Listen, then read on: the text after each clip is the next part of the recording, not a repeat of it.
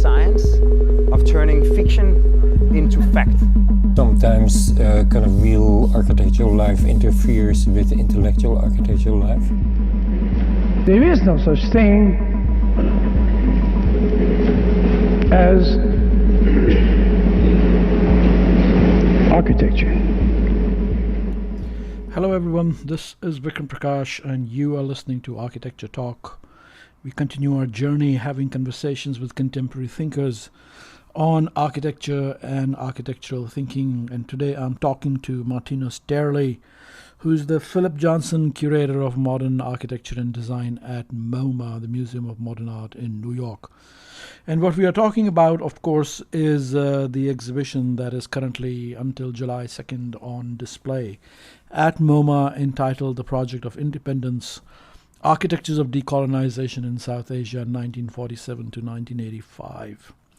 And what I'm trying to understand from him is how this exhibition should be considered to be different from other South Asian exhibitions at MOMA, and indeed how it is that the idea of decolonization is written into the title of the exhibition, which is a complex concept which entangles with the difficulties of moving beyond, if you like, the post-colonial situation, of the situation of being somehow always in the thrall of a mythological West as the center of the world.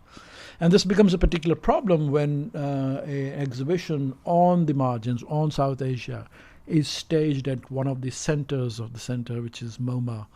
And so I try and talk to him about how he imagined, he engaged with and conceived this difficulty in the process of being one of the curators of this very interesting and fascinating exhibition. I hope you enjoy the conversation. As always, please do reach out to me if you have any comments or if you have any ideas about people I could be inviting as guests on this podcast. My email is vikram.prakash@gmail.com. Look forward to hearing from you, and here we go. Well, welcome to Architecture Talk, Martino. So nice of you to agree to have this conversation with me. I have really enjoyed working and collaborating with you and being part of various conversations that you have hosted at MOMA. Of course, very excited about the exhibition, The Project of Independence, that is currently on view in the museum, which for the first time, I'm so excited to say, brings together South Asian modernism in a significant way to US and international audiences. So thank you a lot for doing that. And today I thought, we'd have a conversation not so much on the holdings of the exhibition, which are available and we can go see, but really about your experience as the curator, what it felt like to put this together, what you were thinking, what some of the challenges were, and what your experience has been.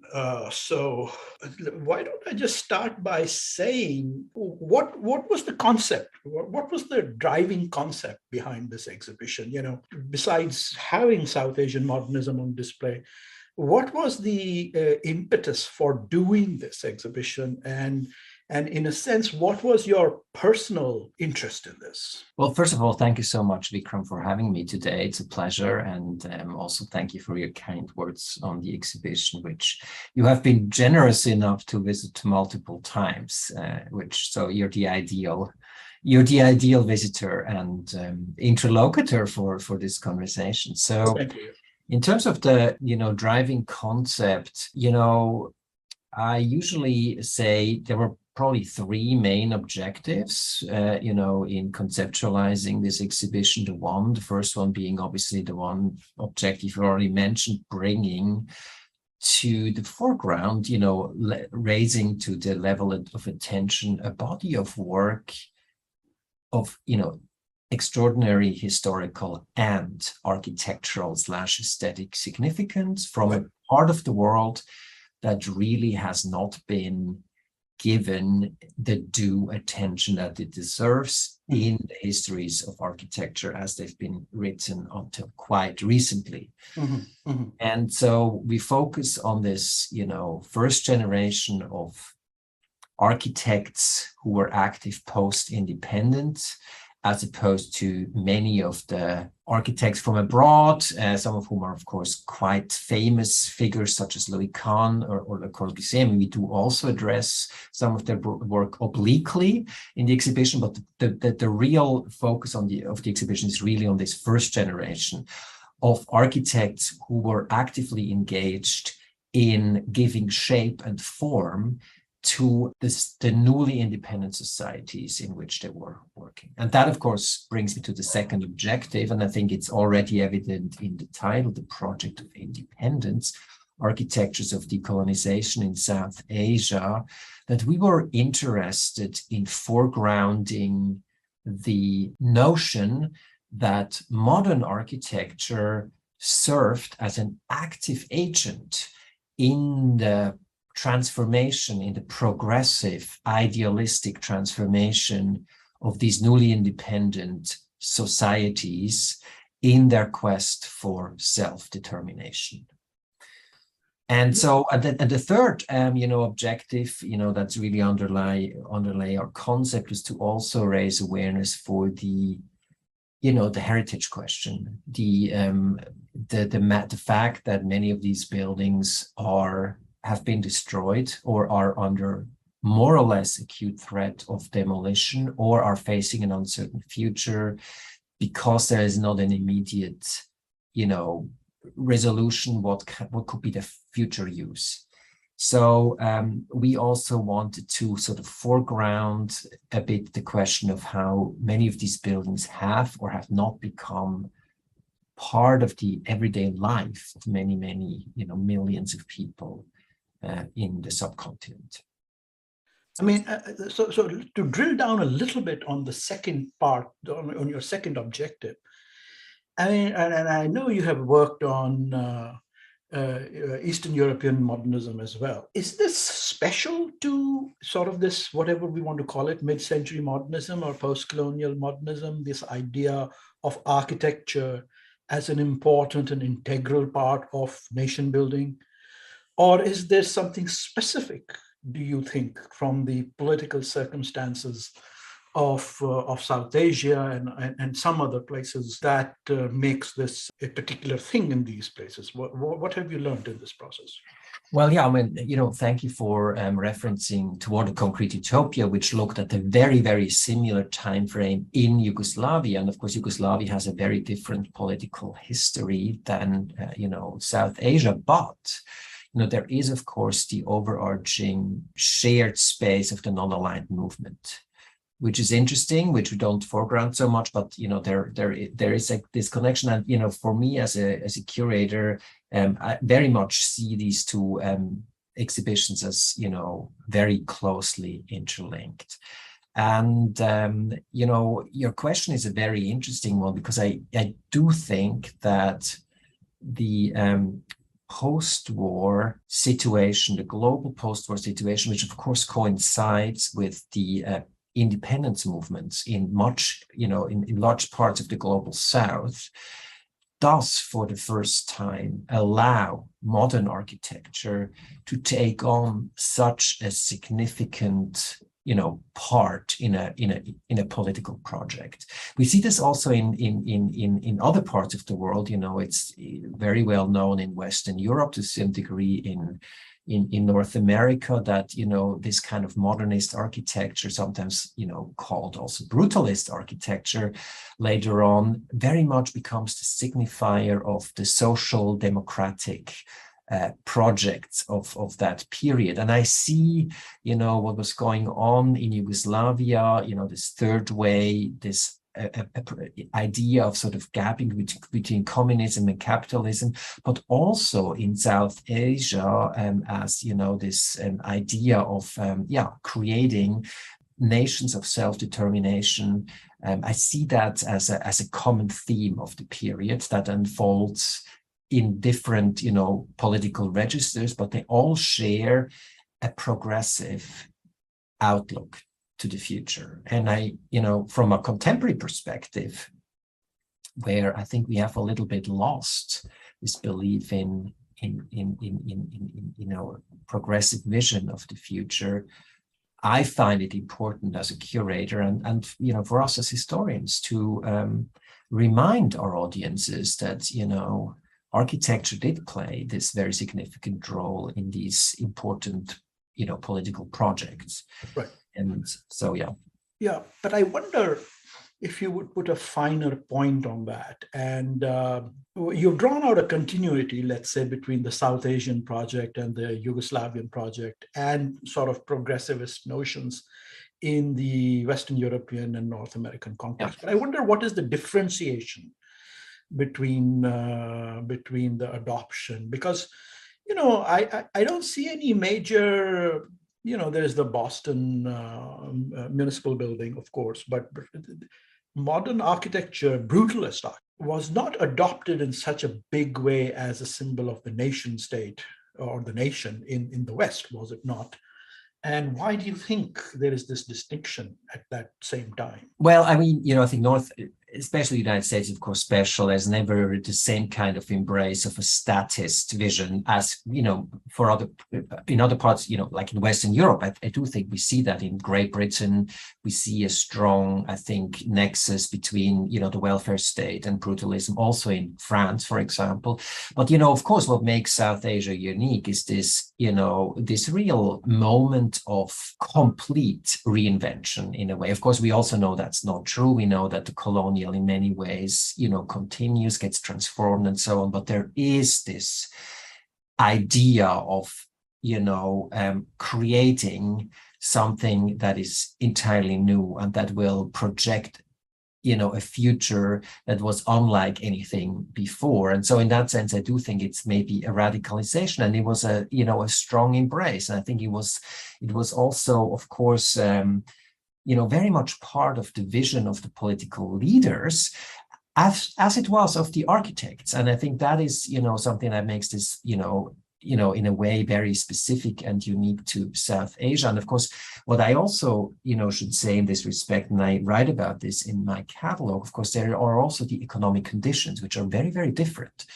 We can say, South Asia is to a large part, an agrarian society as it comes out of colonization. It's not entirely true, but it's not a very, far advanced industrial economy. And so that means that the whole building sector, the whole idea of implementing and appropriating modernism as part of a trajectory of nationhood, has direct consequences on how the buildings look, how they're built, how they're designed.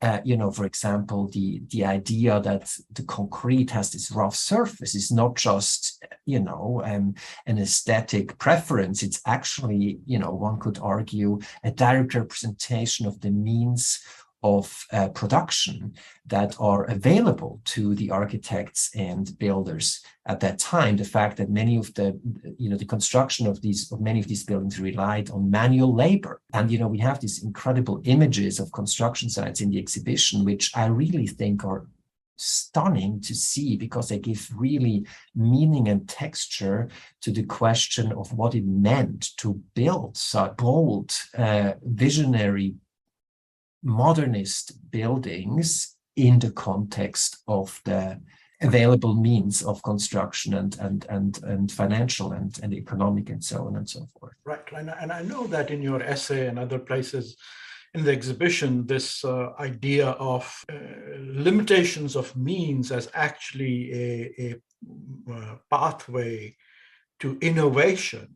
Yeah. And innovation that can be instructive for the present and beyond sort of making do with less is an important theme. But to stay a little bit with the discussion that we are having, of course, Brazil also counts in this register of nation modernism, and numerous places, Tel Aviv, Ankara, so on and so forth. But to turn a little bit towards your curatorial role as the chief curator of architecture and design. Of course, MoMA has had earlier exhibits. For instance, in Brazil, there was a big exhibition. I wonder and how you would differentiate the modernist, whatever term you want to use, post-colonial or global or non-Western vision of curating such shows today from what they were earlier? I mean, what is the continuity and differences, do you think? No, it's a very interesting question. I mean, I would say Latin America is maybe a bit a special case from a North American perspective, because of course, while North America never formally colonized Latin America, there is certainly a very strong economic dependency that lives on to the present day. And so to some degree, I think the North American interest, MoMA's interest at mid-century in Latin American architecture, which was very advanced. I mean, we know that. Also, I think has to be seen in the larger context of sort of the geopolitical situation at that time. So there, in a way, the MoMA's interest, or the North American interest in the culture of Latin America, I think is a bit a special case that is different from sort of the more global outlook that we're pursuing today. I mean, it's true, of course, there was also an exhibition on Indian textiles as early as the mid-1950s. So that was not entirely not part of the conversation, but it was a very, maybe a little bit orientalizing understanding of the subcontinent. Well, I would certainly argue. I mean, I can say that. Yeah. So exactly. So I don't want to, criticize or openly criticize my predecessors, but I think it was a different historical moment also. But I do not think that until the very recent period, we actually embraced the challenge of destabilizing the Western canon to the degree that we're doing that now. And, I do think this is a very, very important stepping corner, or what's the stepping point in our institutional history, which of course reflects things that have been happening in academia for a while now. And so I do think it's just necessary and consequent that we also do this on our platform, which will allow us to reach many audiences who are not naturally following academic discourses to the degree that we as scholars do. Yeah. That's I think a important turn. Which has been, like you noted, in place in academia for a while, and it's great to see places like MoMA entering into that discourse and that discussion. But to sort of continue with this thread of curation and your role in it, you just held a wonderful panel in which you invited Sanjay Kanvende, Nandita, myself, and others to talk about our experience of growing up in South Asia. Not as architects and scholars, but more at a personal level, what it felt like to be kids of modernists, if you like, which I enjoyed very much because so many ways, what one works on, inevitably comes down to things that one is invested in emotionally, personally. So if I may ask, how did you get into all of this sort of period of architecture, what is your personal motivation for looking at South Asia or when even mid-century modernism? How did you back into this? Well, South Asia, I mean, I traveled to India for the first time in my early 20s as a student, as a backpacker, and I spent about 3 months on the road. And it was, in many ways, a transformative experience. It was, it was an assault on sort of my, European, Central European upbringing, diving into a world that was very different from what I knew. And why did you go to India? Just discovery of India, or just discovery of India. I mean, maybe I was also following some kind of orientalizing impulse, this sort of interest, in diving into a world that I just didn't know. And it's my curiosity. Sure. I was also, of course, not. There's a whole sort of generations of Europeans have obviously done that, and I think continue to do it. So it's in a way a little bit of a global grand tour in that sense. Right. I did visit at that time Chandigarh. I mean, I was already, I was a student of art history at University of Zurich, so I obviously wanted to see that. And the images, not just the images from Chandigarh, but from all the other places I visited, Delhi, and in places in Rajasthan, also Ahmedabad, and so on. They did stay in my head. I mean, they created a sense of they just left a deep impact on me. Many years, I didn't ever work on modernism in South Asia until I started working on this show. But when I, was being interviewed for my job at MOMA here, which I started in 2015, so the interviews would have taken place before then, the idea of this show was one of the things that I pitched as something I wanted to do, and it definitely has to do with my own sort of personal journey with that early experience as a young adult traveling in South Asia. But it also, I think, has to do with a general reflection of I, as a historian from my generation working in this time, feel there's a lot of work to do in post-war, the second half of the 20th century modern architecture that just hasn't been fully explored. And it seemed that South Asia would be the logical starting point, because South Asia was really the global region that reached independence from colonial rule at the very beginning. And so in that sense, I believe it served as a blueprint for many other developments across the global south. So in that sense, I also felt it would be a good place to start. Mm-hmm. Yeah, I mean, it is amazing when you read the literature from the 1950s. You see, Prime Minister Nehru showing up for seminars on architecture, and, Incredible. not just inaugurating buildings because he's the big man, which would be common, but he had opinions on the discipline and its profession and its aesthetics and its future and so on. And in a sense, in a strange perversion of that, I would say, that has not gone away. We think of our own president, Mr. Donald Trump's order against modern architecture.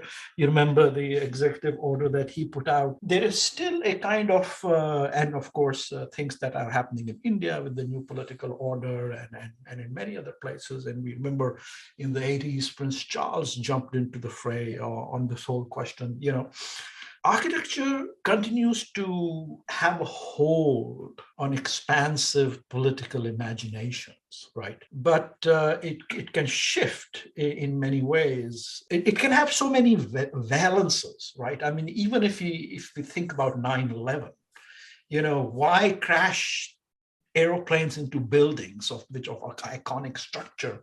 It has a certain resonance, carries an impact in the social and public sphere. I guess what I'm trying to get to is, you have mentioned progressive socialism, progressive modernism a few times as a driving agenda. But I wonder, what has happened along the way that sort of the same modern architecture has become the target of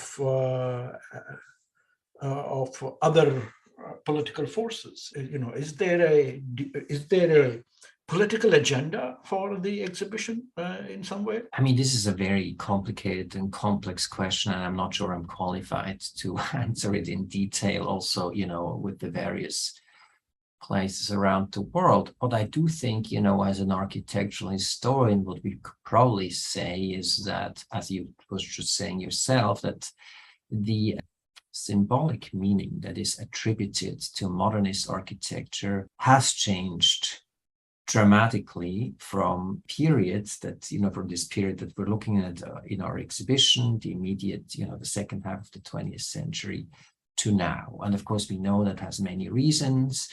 Along the way, I think many of us have lost a little bit the belief in the promises that were connected to these, to these buildings.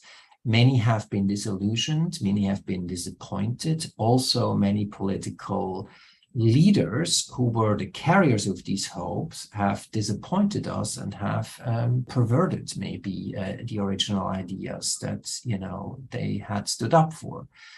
And, you know, that is, of course, extremely unfortunate. Nevertheless, for me, as a person living in the present, where, you know, I find it difficult to sometimes not despair, given, you know, the incredible challenges that we as a humanity, as a collective humanity, but also as citizens of this world face, I find it edifying and helpful to look back and see that there is a possibility of sharing a belief in a better future, and in the ability of architecture to give form to that future and to engage with the needs and wants of the people. And of course, you know, we can have micro conversations about, does an individual building do that, or did it succeed in the long run? It's not always the case. Maybe it's not even the case in most instances,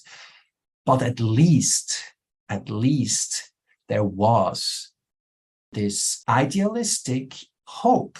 And, you know, and so I do think that is worth entertaining for us to think about where we stand in our own present and where we want to go from here. Yeah. No, I concur with you in one sense that certainly the modernist ideologues and their political backers can be said to have overstated their claims and goals, and can be argued for having not delivered. And therefore, there is a sort of a disenchantment and a lack of expectation of what architecture can do.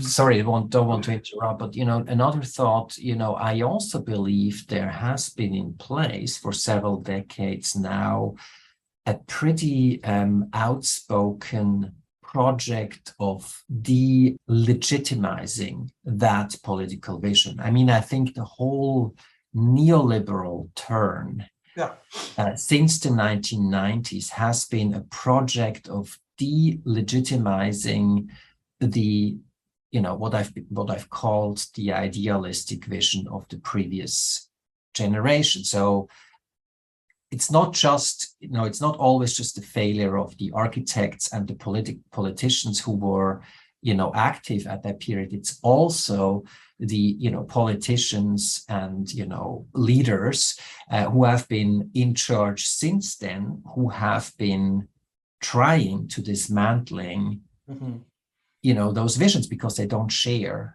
you know, the underlying, I think, agendas. Yeah, the socialist agenda, or rather the idea that the nation and the nation state should be at the vanguard of social transformation, is an idea that certainly has been ceded to the visions of large corporations, let's just say. And you can hope that they're progressive, but probably not.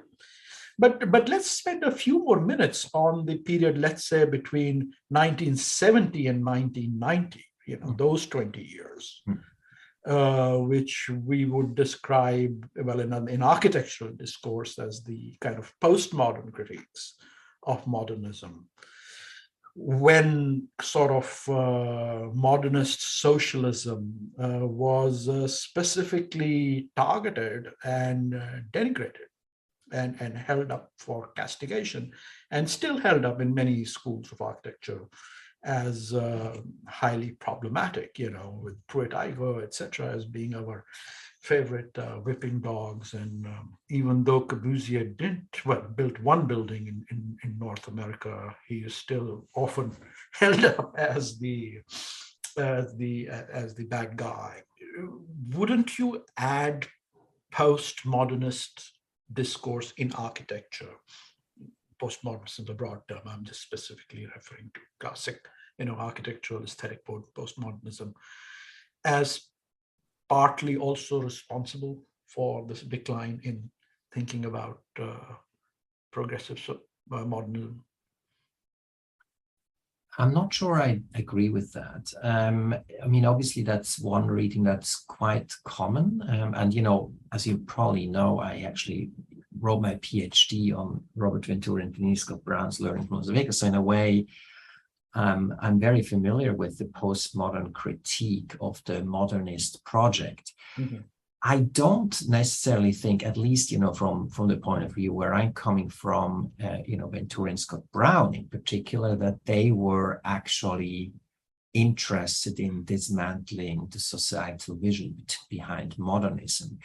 I believe they understood their position firmly rooted within the modernist project, but trying to re-engage with the original ethos of modernism, of being relevant to society, hence their interest in sociology, in everyday vernacular, in iconographies that they saw as, talk about whether or not that's legitimate. But, I think it was a genuine re-engagement with the original tenets of modernism, which of course led them to a very different sort of aesthetic reformulation. But I think, this re-engagement with vernacularisms and with historical forms was not just a formalism. This was really seriously trying to re-engage with architecture as part of a larger social project. And of course, what then, was made out of that proposition and became POMO, for me, is a perversion, and has nothing to do with the original, I think, critical impetus of that first generation of postmodernists. So, yeah, no, I would agree. I mean, complexity and contradiction, even learning from Las Vegas, and sort of all those things were mainstream is almost all right kind of thinking. Can be said to belong to the same lineage of Team 10, even Louis Kahn, etc., trying to sort of resituate modernist ideology. And at some point, it just got, if you want, hijacked into a kind of aesthetic claim. A neo-corporate style, which it really was then, right? POMO becomes this... Right. Yeah. Well, it also, beyond that, gets internationalized. I mean, I was shocked at how this as an aesthetic movement showed up on the shores of India, for instance, when I was a young student. And many of the finest modernists suddenly were doing, let's just say, strange buildings. And my personal life was kind of a crisis, which prompted me to get out of practice and go pursue a PhD, which I've never regretted. But just a matter of narrative, how things played out. So I think there's something interesting to be written about. It'd be interesting to see how you and other scholars who have worked on postmodernism, start to clarify all this longer term from the 50 to the 2000s. I think would be interesting thing to think. But I want to turn the conversation a little bit to more towards, in the last 10, 15 minutes, to the specifics of the exhibition, if you like. I know from growing up in India, we say in India, nothing can be done, but everything is possible. I like that. What were the challenges for you in putting this exhibition together?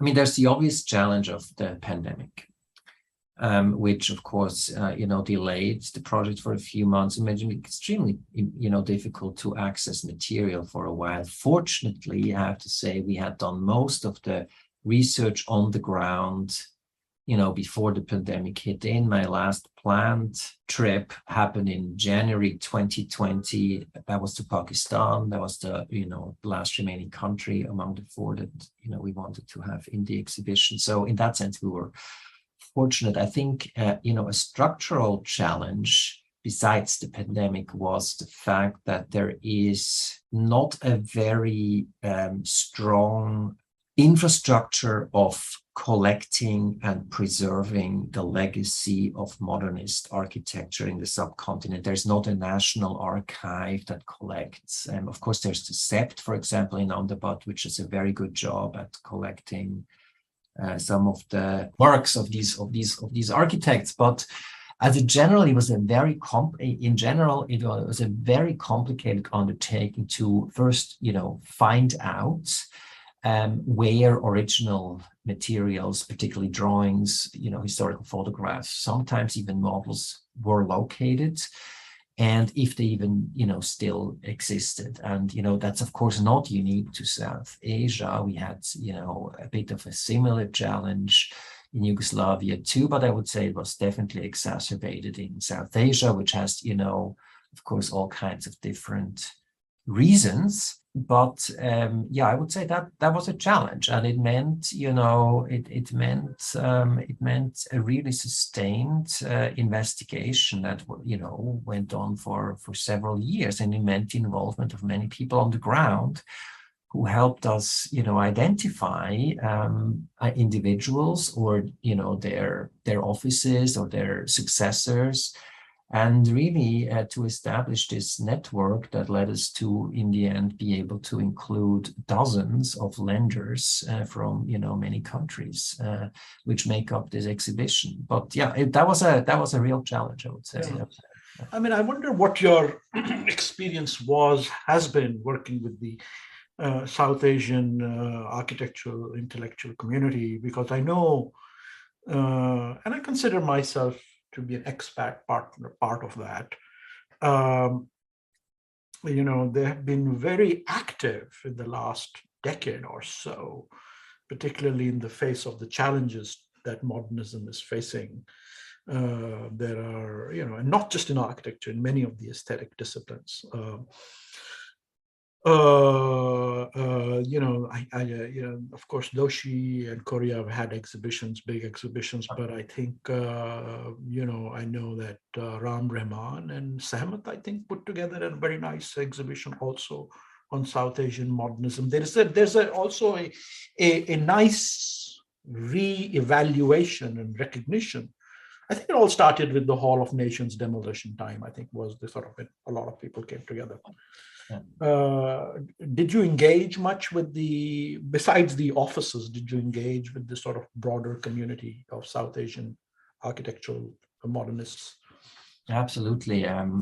Thank you for mentioning Ram Rahman, for example. He came to MOMA quite a few years ago to, actually several times to deliver lectures. And, so he was one of those people. I mean, there's many people who wrote in the catalog. We have about 10 or 12 thematic essays that look at very specific aspects of South Asian modernism. So, we really wanted to include these voices, many of whom, are either based in South Asia or originally from there, to also create a sense of polyphony, to sort of strengthen the voices in the field and give them a platform, the MOMA platform to articulate their important, scholarship, in front of a larger audience. So yes, I mean, we also, we had we formed an advisory board that included many of the leading scholars. We met with them several times throughout. So, they were an important sounding board for ideas and, would give us critical feedback. So, that's, I think, very, very important for us, given, also the geopolitical situation, operating in a Western institution that stands also for a certain, not always unproblematic relationship with other parts of the world. It is, a challenge also to make sure that this project is not seen as a, you know, a neo-colonial takeover, an imposition of an idea of the West on the region. And for this reason, we feel it's very, very important to include, you know, voices from and you know, intellectuals from the region, and who have been, you know, deeply invested in that. I should also say, and I think that's something, you know, that you are probably also very aware of, there is, of course, a very, very pronounced, highly theorized post-colonial discourse, which I think is almost the hegemonic discourse with regard to the culture of modernity in that part of the world. And I think our project wanted to deliberately reframe the questions by looking really specifically at the material culture and the artifacts. I feel as a curator, and I think you may share this idea with me, that, you know, many of these very theoretical, super interesting and, you know, enriching discourses often lack a grounding in the actual material history of the place. And so for that sense, we felt there is a gap between the theorization and the presence of the artifacts that were lacking an actual, I mean, they were not lacking. I mean, you, of course, are somebody who did this kind of work, but I feel it's almost a minority position within the larger field of you know, the larger discursive field relating to South Asia. Yeah, I mean, material cultures is a kind of a new field which is starting to permeate into literary criticism, cultural studies. Right. And it's great to sort of link this, as your exhibition does, to architectural criticism at this point. But I want to come back a little bit and dwell for a moment on what you have indicated is a delicate and complex situation, which is that of, you know, articulating a haloed and even problematic and celebrated institution like MOMA in the context of a, let's say, decolonizing or post-colonial enterprise, and with a new politics, and ethics, if you like. I mean, it's a tough tightrope balance, is it not? Or do you think it's quite straightforward and you simply reframe the discourse? How do you think about that? No, I mean, it is a tightrope for sure. And, you know, I do think we would open ourselves to justified criticism if we were not actively and actually engaging with the intellectuals and the scholars who can speak with confidence about this subject matter. And I think that's why this, you know, idea, this notion of polyphony, is so important for us to give voice to these, you know, to these individuals and their thoughts. And, you know, another thing that was very important for us, I think, as curators, was to be in constant conversation also with the architects who we wanted to feature. So again, not just instrumentalizing their buildings in order to tell whatever story we wanted to tell. We tried to listen and understand what it was that was driving them and that made them design these buildings. And so I think our exhibition and our book that came out of it is a testimony to this effort. And I think that's not a straightforward way. It's much more complicated and time consuming than, you know, just doing whatever you want. But I do think it's the only way that is credible from our position. And so, you know, we try our best. We probably didn't succeed in every instance, but I do believe I am proud of what we have achieved, and I'm also happy to see that the architects and the people who are engaged are happy with the outcome, and so that gives me, you know, a lot of empowerment for future projects, maybe of a similar ambition. Yeah, no, in fact, no, I must note this and credit you and the curatorial team for ensuring that the exhibition doesn't work with a sort of a monolithic vision, and that it works hard to not only produce diversity of representation in the architects represented, but also in the academic and intellectual voices present in the catalog. So it is polyphonous, and I think that is rich and has the potential, and we'll see what happens,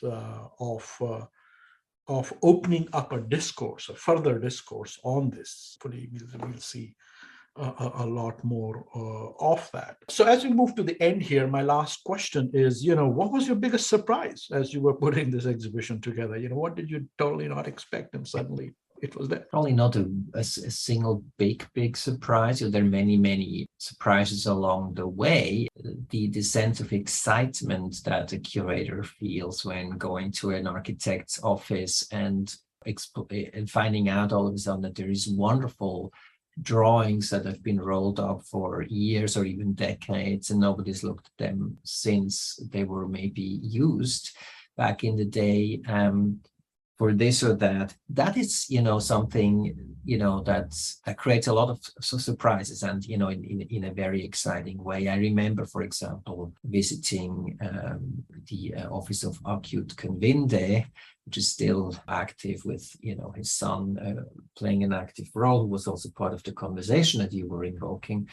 And that was a huge surprise, to see that even though nobody seems to really have known about it, there's actually an incredible, archive there that would totally justify a monographic exhibition.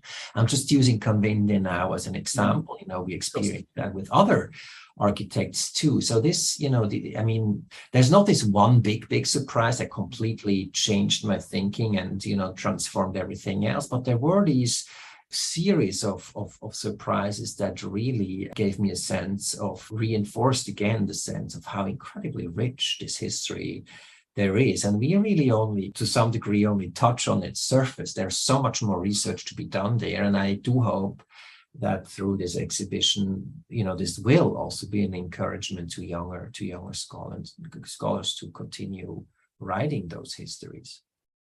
Martino, thank you for being on this podcast and for all the work that you have done for this exhibition and other places. Thank you so much, Vikram, for all the work you have done. And it's been a pleasure. Thank you so much.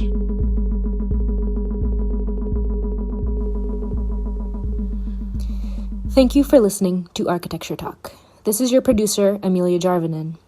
We hope you enjoyed the conversation, and if you did, please subscribe and rate us on iTunes or Spotify. We would also love to hear from you if you have any suggestions on new topics or guests. You can always reach out to us on our website, Facebook, or Instagram. Thanks again, and until next time, this is Architecture Talk.